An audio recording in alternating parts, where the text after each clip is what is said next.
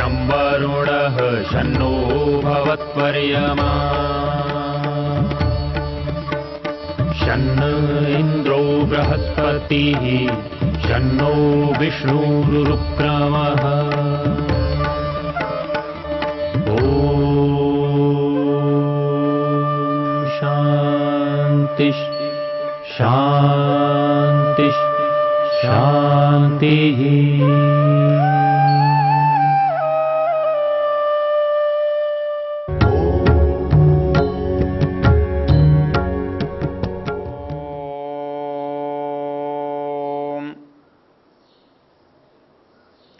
हम यजुर्वेद के शिव संकल्प मंत्रों की चर्चा कर रहे हैं।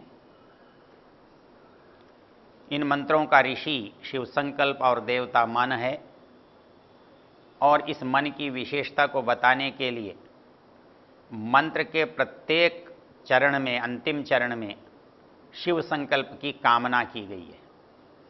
और हम चर्चा में दूसरे मंत्र की चर्चा कर रहे हैं। पहले मंत्र में हमने यज्ञाग्रतों के माध्यम से मन की 3 बातें देखी थी। दूरंगमम ज्योतिषाम ज्योति एकम, वह मन दूर जाने वाला है, दूर की लाने वाला है। ज्योतिषाम ज्योति, वो प्रकाशमान है, इंद्रियों को प्रकाशित करने वाला है। और वो एकम, एक है। वो मन क्या काम करता है, हमारे किस काम आता है, ये हमने दूसरे मंत्र में देखा।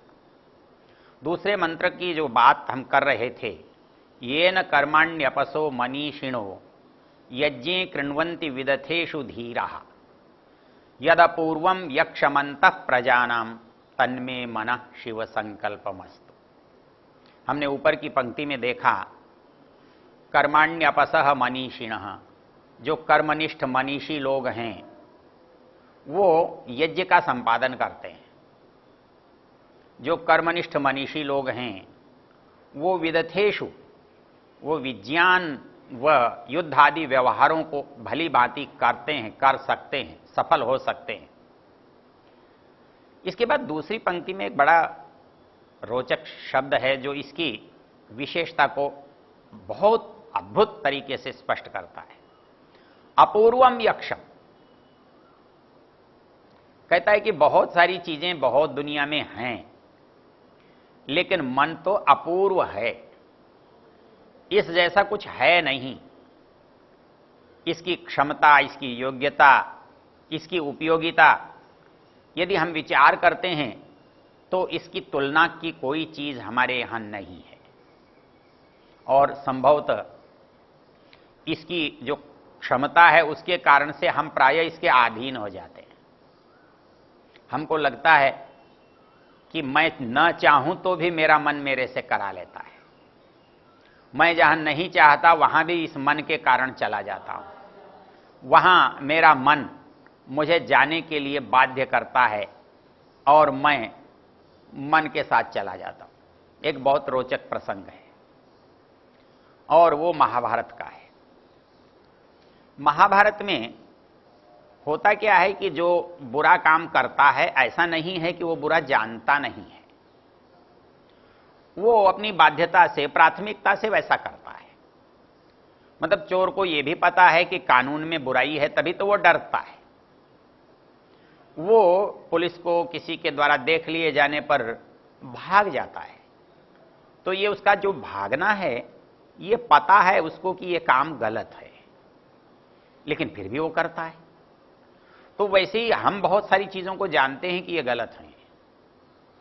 इसको यदि कोई देखेगा, कोई सुनेगा, तो हमारे लिए बड़ी विचित्र और खराब स्थिति हो जाएगी।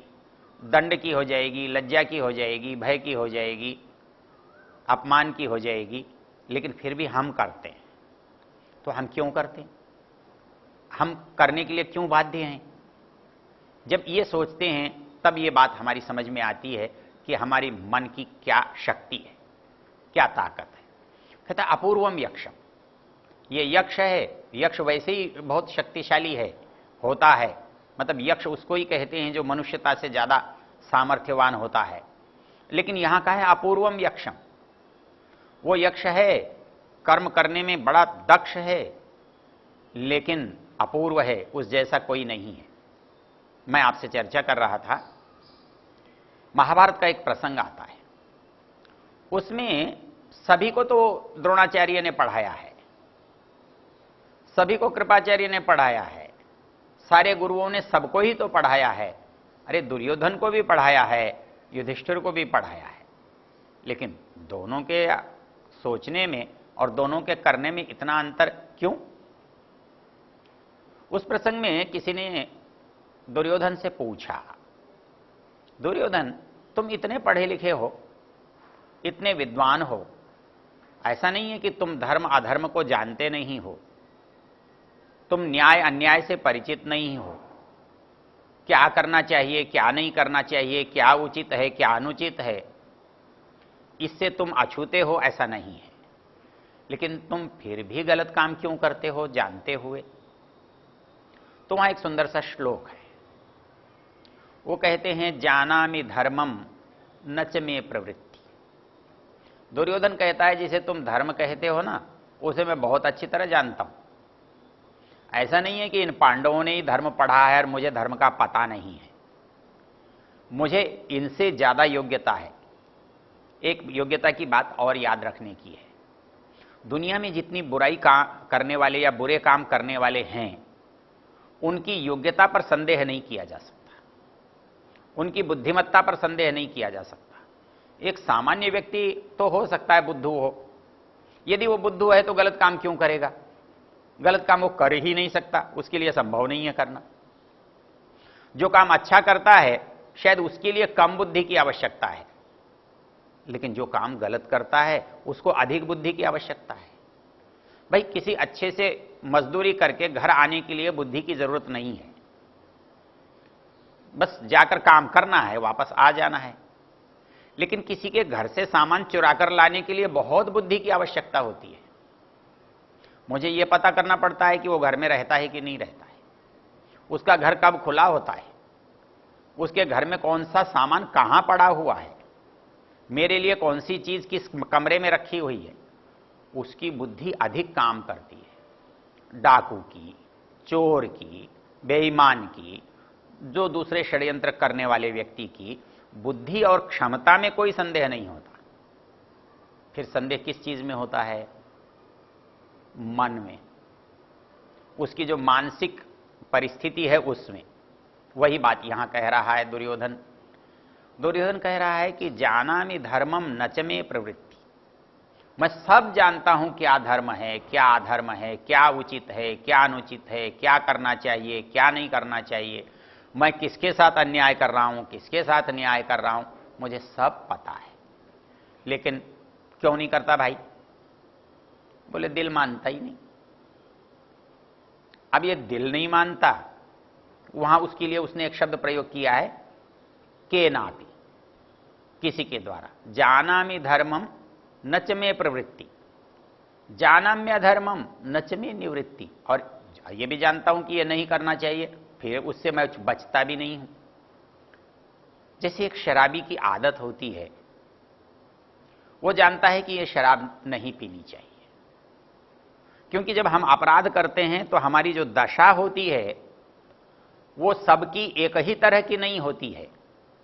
एक अपराध करने वाले की भी मनोदशा अलग अलग होती है, अपराध एक जैसा होता दिखाई देता है। जैसे उदाहरण के लिए यही ले लेते हैं, एक आदमी शराब नहीं पीता, हमने देखा दूसरा भी नहीं पीता, हमने देखा तीसरा भी नहीं पीता, चौथा भी नहीं पीता, तो उन्होंने सोचा ये 4 आदमी बहुत अच्छे हैं। उसने पूछा भैया तू शराब क्यों नहीं पीता? बोले जी मिलती नहीं, कानून से प्रतिबंध है, कहीं मेरी पहुंच नहीं है, इसलिए नहीं पीता। हाँ कभी मिल जाएगी, कोई दे देगा, पी लेंगे। एक नहीं पीने वाला ऐसा है। दूसरा नहीं पीने वाला कैसा है? बोले शराब तो बहुत मिल रही है, देने वाले बहुत हैं, जेब में पैसे ही नहीं है, पैसे नहीं है तो पी नहीं सकता, होगी मिलती होगी, लेकिन नहीं पी रहा है ये समान है। नहीं पी रहा है उसमें भी समान थी कि मिलती नहीं है, नहीं पी रहा है ये इसके लिए भी समान है, जेब में पैसे नहीं है। तीसरा कहता है तू क्यों नहीं पी रहा भाई? बोले घर में पिताजी मारते हैं, दंड देते हैं, घर से निकालने का डर है, भय के मारे मैं पीता नहीं। अर्थात पैसे भी जेब में हैं, शराब सुलभ भी है, पीना भी चाहता हूं, लेकिन नहीं पी पा रहा हूं क्योंकि मेरे अंदर एक भय है। घर में परिवार के लोगों का भय है, समाज में दूसरे लोगों का भय है, तो भय के कारण नहीं कर पा रहा। तीनों नहीं पीने वाले हैं और एक चौथा आ गया। उससे पूछा, भाई तुम क्यों नहीं पीते हो? बोले जी मैं पीने को उचित नहीं मानता इसलिए नहीं पीता। मुझे किसी का भय भी नहीं है, मेरे पास पैसों का अभाव भी नहीं है, शराब भी सुलभ है, पीना चाहूं तो पी सकता हूं, लेकिन मैं समझता हूं ये उचित नहीं है, ये पीने की चीज नहीं है, इसलिए मैं नहीं पीता। तो इसलिए बहुत बार बहुत सारे लोग काम नहीं करते हुए दिखाई देने पर भी वो सब एक से परिणाम से प्रभावित नहीं होते। तो इसलिए वेद में जो मंत्र में बात कही गई है कि बात तो मन के समझने पर जो बात होती है वो बात वही असल में बात होती है। बाकी बाहर के दबाव प्रभाव परिस्थितियां ये मन को बाध्य नहीं करती। बाकी तो हम सब दुर्योधन हैं, हमको सबको पता है क्या करना चाहिए, हमको पता है हमें क्या नहीं करना चाहिए, लेकिन हम अवश्य करते हैं। क्यों करते हैं? आत्मा को तो गुण है नहीं ऐसा करना, फिर किसके अधीन होकर करते हैं? मन के अधीन होकर करते हैं। मन को ऐसा करते हुए बड़ा अच्छा लगता है। जब मन किसी को चिढ़ाता है तो अच्छा लगता है, जब किसी के सुख में व्यवधान करता है तो उसे बहुत अच्छा लगता है, वो जब किसी को दुख में देखता है तो ठीक लगता है, लगता है कि अरे ये बहुत संपन्न था, इसके घर चोरी हो गई, चलो कुछ तो जमीन पर आ जाएगा, मन में बड़ी संतुष्टि होती है। तो इसलिए कहता है कि ये जो मन है ना, इस मन का अच्छे और बुरे से संबंध है। इसलिए यदि कोई ये चाहता हो कि कोई व्यक्ति अच्छा बन जाए, कोई बालक अच्छा बन जाए, कोई समाज अच्छा बन जाए, तो हम उसको ये कहें तो चोरी मत कर, ये की अपेक्षा ये आप बताने की आवश्यकता है कि चोरी क्यों नहीं करनी चाहिए, चोरी करने से क्या हानि होती है। हमको तो यह लगता है कि कुछ हमें मिल गया, कुछ हमें प्राप्ति हो गई, लेकिन मूल समस्या क्या है उसे मन में यह समझाना पड़ता है। यह समस्या का स्थायी समाधान नहीं है। आपको एक खेत दे दिया जाए तो आपके भोजन का स्थायी समाधान है, लेकिन आप एक बार चोरी करके स्थायी समाधान पर नहीं जा सकते और बार बार चोरी करके आप सदा न पकड़े जाएं, यह संभव नहीं है। अच्छे काम को आप कितनी भी बार करें, सदा आपको अच्छे फल से ही आपको लाभान्वित आप होंगे, आपको सदा ही सुख मिलेगा। बुरे काम में एक बार सफलता मिल सकती है, 2 बार सफलता मिल सकती है, 10 बार सफलता मिल सकती है, लेकिन 100% सदा सफल हो जाएं यह संभव नहीं है। इसलिए अच्छे और बुरे की जब हम चर्चा करते हैं तो मन को यह बताना पड़ता है कि मन जिस चीज को लाभ समझ रहा है, जिस चीज को उपलब्धि मान रहा है, क्या वास्तव में उपलब्धि है? नहीं है। पहली उपलब्धि तो यह है कि कभी भी जब मेरे पास बिना परिश्रम का, बिना ईमानदारी का पैसा आता है तो मैं कभी उसे सोचकर खर्च नहीं करता।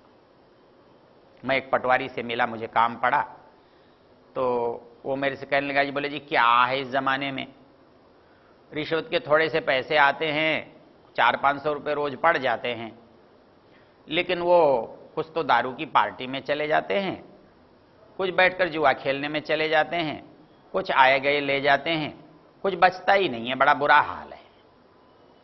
अब बताइए कि उसमें ये थोड़ा थोड़ा सा काम है, कुछ मुर्गा में चला गया, कुछ शराब में चला गया, कुछ जुए में चला गया, कुछ घूमने फिरने में चला गया। वो दरिद्र कहता है क्या मिला, कुछ भी नहीं मिला, मिला तो थोड़ा सा मिला। तो ये जो थोड़ा सा मिला, तो हमारी ये जो सोचने की आदत है कि बुराई से शायद हम सफल हो जाएंगे, इसका मनोविज्ञान ही गड़बड़ है। अर्थात एक तो निरंतर हम बुराई नहीं कर सकते, एक, और बुराई किए हुए का जो लाभ है उसको हम उठा नहीं सकते, क्योंकि कमाकर खर्च करने में जो भूमिका मन की होती है वो अनायास लूटे हुए को खर्च करने में नहीं होती। इसका एक दूसरा उदाहरण यह है कि एक घोड़ा बेचने वाला कहते हैं किसी गांव में आ गया, एक जवान के मन में घोड़ा खरीदने की इच्छा हुई। वो पैसे लेकर घोड़ा बेचने वाले के पास चला गया। वो बोला जी ये घोड़ा कितने में दिया? बेचने वाला बहुत समझदार था। वो बोला ये बता, अपनी कमाई से खरीदेगा कि पिता की कमाई से खरीदेगा? मैं उसके हिसाब से बताऊं। बाप की कमाई से खरीदेगा या अपनी कमाई से खरीदेगा? क्यों? बाप की कमाई से खरीदेगा तो पैसा खर्च करने में संकोच नहीं होगा, लेकिन अपनी कमाई से खरीदेगा तो पैसा खर्च करते बहुत सोचेगा। तो इसलिए मनुष्य जब ईमानदारी से कमाता है, परिश्रम से कमाता है, मन को अच्छी तरफ लगाकर कमाता है, तो उसके व्यय करने में उतना ही चिंता करता है, उतना ही सोचता है। तो जब हम बुरा करते हैं तो उसकी सबसे बड़ी बुराई, सदा हम बुरा करते नहीं रह सकते। दूसरी बड़ी बुराई कि उस बुराई से हम लाभ नहीं उठा सकते।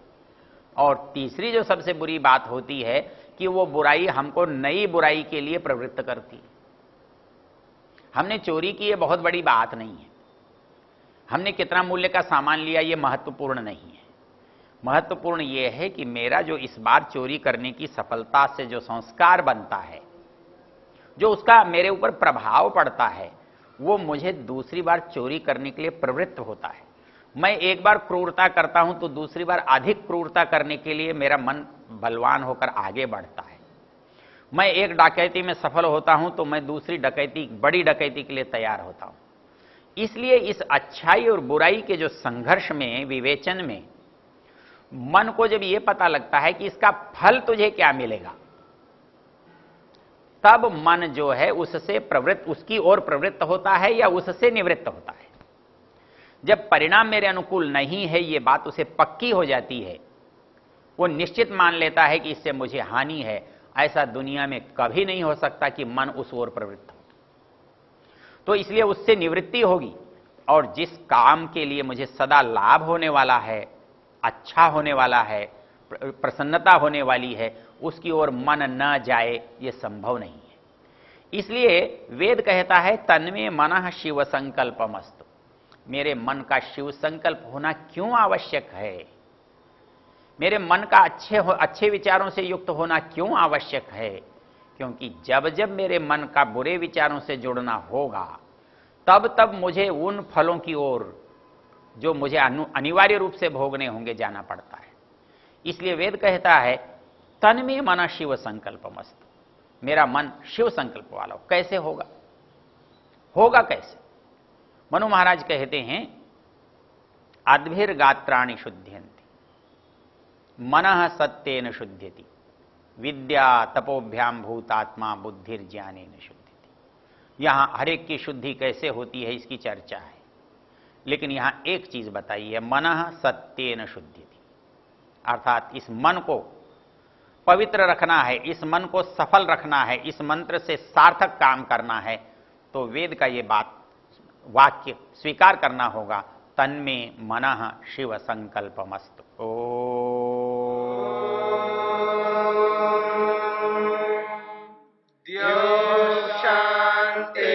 शान्तिरन्तरिक्षं शान्तिर्पृथिवी शान्तिरापः शान्तिरोषधयः शान्तिः वनस्पतयः शान्तिर्विश्वे देवा शान्तिर्ब्रह्म शान्ति सर्वं शान्ति शान्तिरेव शान्ति क्षमा शान्तिरेधि। ॐ शान्ति शान्ति शान्ति।